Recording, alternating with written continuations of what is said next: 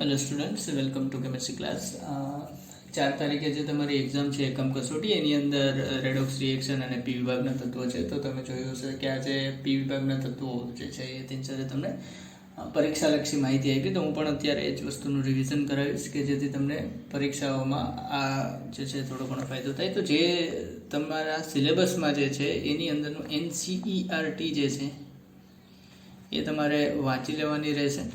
અને મેન વાત કરીએ તો પી વિભાગના તત્વો કેને કહેવાય, જે આપણે એસ વિભાગમાં કહેતા હતા એ રીતે કે જે તત્વના બાહ્યતમ કક્ષાનો જે આપણે કહીએ કે અંતિમ ઇલેક્ટ્રોન જે છે એ બાહ્યતમ કક્ષા પીમાં પ્રવેશે એને પી વિભાગના તત્વો કહેવાય. આપણને ખબર છે કે પી વિભાગની અથવા પી કક્ષકની અંદર પેટા કક્ષકો PX, PY અને PZ એવી ટોટલ 3 પેટા કક્ષકો હોય અને દરેક પેટા કક્ષકમાં બે ઇલેક્ટ્રોન એમ કરીને કુલ પી કક્ષકની અંદર 6 ઇલેક્ટ્રોન રહેલા હોય.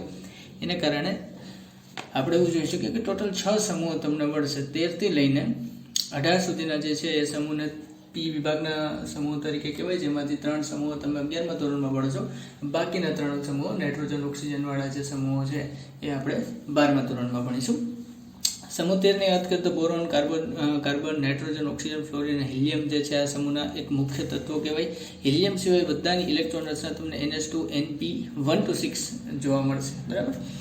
સમૂહ 13 ના તત્વોમાં બોરોન પરિવારની વાત કરીએ તો બોરોન ફેમિલી જે છે એની અંદર બોરોન એક અધાતુ છે, વિશિષ્ટ અધાતુ કહી શકાય એને. એલ્યુમિનિયમ ધાતુ છે અને ગેલિયમ, ઇન્ડિયમ, થેલિયમ પણ લગભગ કેવી છે તમને ધાતુ જેવી જોવા મળે છે. બોરોન એક દુર્લભ તત્વ છે. દુર્લભનો મતલબ કે રેર છે. સામાન્ય રીતે એ છે એ ઓર્થોબોરિક એસિડ H3PO3 બરાબર, અને H3PO3 અથવા તો આને BOH થ્રાઇસ આ રીતે પણ લખી શકાય છે. બરાબર, આ પણ એક ઓર્થોબોરિક એસિડ જ છે.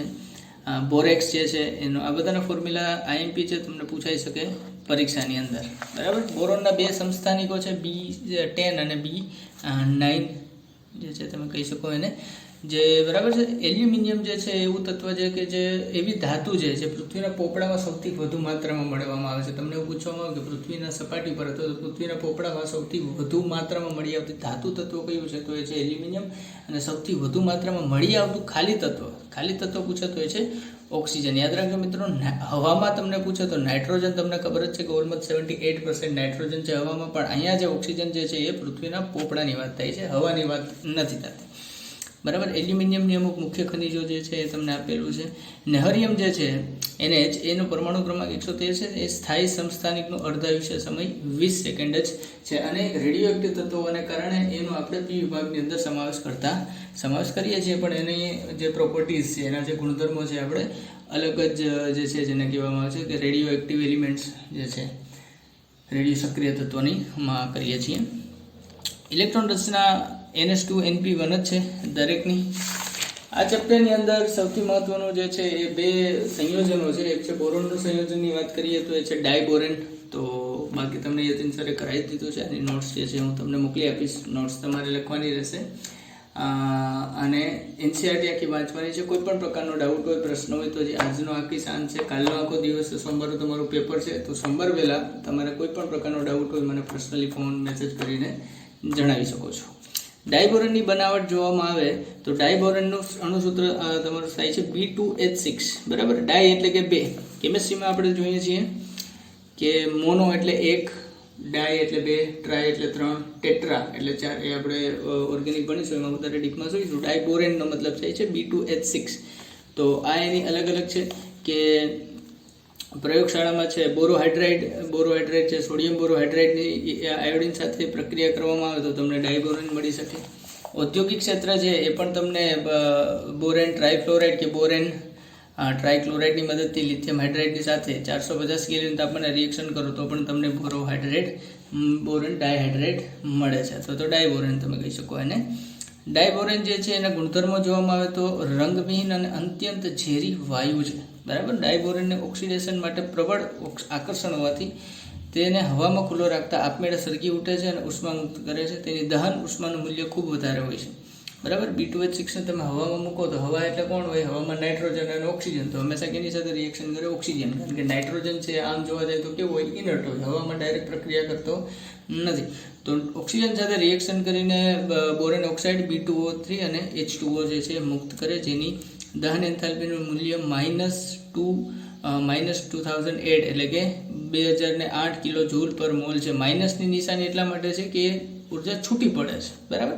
જ્યારે ઉર્જા એ ગ્રહણ કરે ત્યારે એમાં પોઝિટિવ સાઇન આવે, બરાબર. તો એ છે ઉષ્માક્ષેપક પ્રક્રિયાની નિશાની છે કે જ્યારે તમે રિએક્શન આ બેનું કરશો અને જે કન્ટેનરમાં કરતા હશો એ કન્ટેનર એટલી ડિગ્રી સુધી ગરમ થઈ જશે, ખૂબ જ ગરમી છૂટી પડે, બરાબર. આ એટલા માટે અહીંયા નિશાની માઇનસ છે, બાકી ઉર્જાનો સિમ્બોલ ક્યારેય નેગેટિવ હોય નહીં.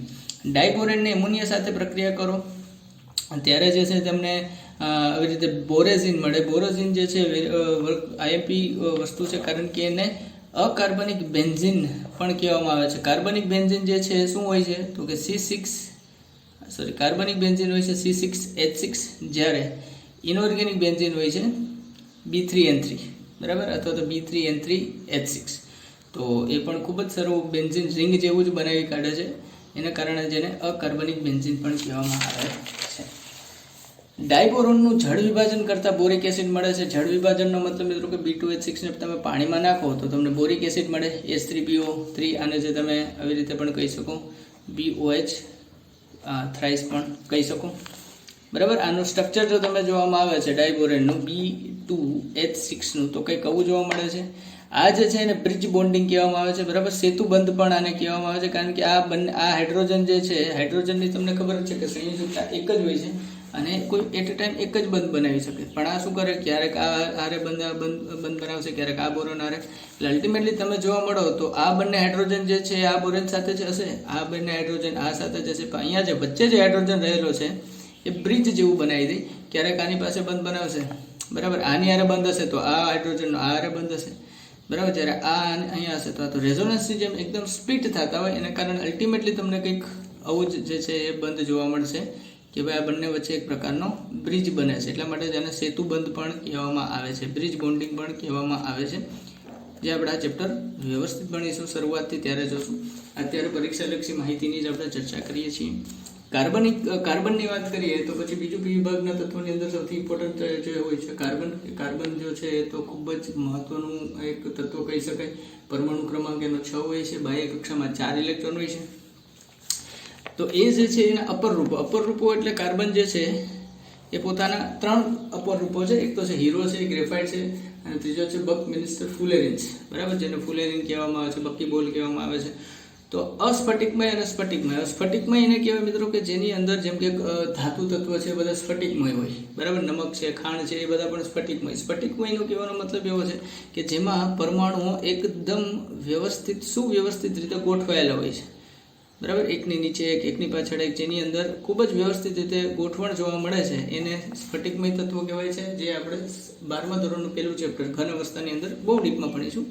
અસ્ફટિકનો મતલબ એમ છે કે એની અંદર પીરિયોડિસિટી જોવા મળતી નથી, એ જે છે એ રેન્ડમલી ગોઠવાયેલા હોય છે, જેમ કે કાચ છે એવું. તો એટલા માટે સાદા ઘન જે છે સ્ફટિકમય જે હોય એને સાચો ઘન કહેવામાં આવે છે, જ્યારે અસ્ફટિકમય છે એને સુપરકૂલ લિક્વિડ એટલે ઝડપથી ઠંડા પાડેલા લિક્વિડ કહેવામાં આવે છે. જેમ કે પાણી છે એને તમે ઠંડુ કરી દો તો શું થઈ જાય, બરફ બની જાય ને, બરફ ઘન છે, પછી સ્ફટિકમય ઘન નહીં કહેવાય.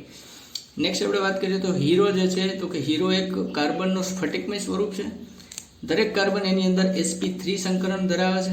કાર્બન બંધની લંબાઈ એની અંદર 154 પિકોમીટર હોય છે અને 3D જાળીદાર રચના બનાવે છે, અને એની અંદર વિસ્તૃત સહસંયોજક બંધ રહેલા હોય છે. એક જ કાર્બન 4 સહસંયોજક બનાવે છે, પણ એકદમ જાળીદાર રચના હોવાને કારણે હીરો જે છે એ પૃથ્વી પરનો સૌથી વધુ કઠિન પદાર્થ છે, બરાબર. સૌથી વધુ સખત, કઠિનનો મતલબ અહીંયા થાય સખત પદાર્થ છે, અને તેનો ઉપયોગ સાધનોને કાપવા માટે, અધઘર્ષક તરીકે, વીજળીના બલ્બમાં જે ટંગસ્ટનનો જે હોય છે ફિલામેન્ટ, એના ઉત્પાદનમાં પણ ઉપયોગ થાય છે.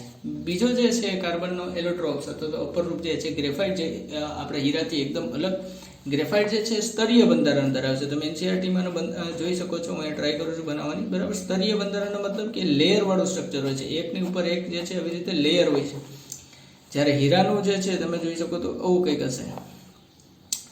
તો સ્તરો બંધ છે વાન્ડરવાલ્સ મિત્રો એક આકર્ષણ બળ છે, જેમ તમે હાઇડ્રોજન બંધ હોય છે એનાથી પણ હલકું આકર્ષણ બળ હોય છે. વાન્ડરવાલ્સ આકર્ષણ જે ખૂબ જ હલકું આકર્ષણ એક હોય છે, એના કારણે જોડાયેલું છે. બે સ્તરો વચ્ચેનું અંતર તમને પૂછાય તો 340 પિકોમીટર, અને કાર્બન વચ્ચેની બંધ લંબાઈ 141 પિકોમીટર. દરેક કાર્બન વચ્ચે sp2 સંકરણ ધરાવે છે. મિત્રો યાદ રાખજો, હીરામાં sp3 હતું, ગ્રેફાઇટમાં sp2 છે, ગ્રેફાઇટ જે છે એની ખાસિયત એ છે કે વિદ્યુતનું બહુ સારું એવું વાહક હોય છે, કારણ કે સ્ટ્રક્ચર જે છે એનું લેયર સ્ટ્રક્ચર હોવાને કારણે જે બે લેયરો હોય છે, માન લો કે આપણે આ એક ગ્રેફાઇટની લેયર છે અને આ એક બીજી ગ્રેફાઇટની લેયર છે, બરાબર. તો એ આવી રીતે વાન્ડર વાલ્સથી જોડાયેલી હોય તો લેયર વચ્ચે જે છે ને ઇલેક્ટ્રોન મુક્ત થયેલા હોય છે, ઇલેક્ટ્રોનો લેયરની વચ્ચે ફરતા હોય છે, એને કારણે ગ્રેફાઇટ એક સારું વિદ્યુતનું વહન કરી શકે.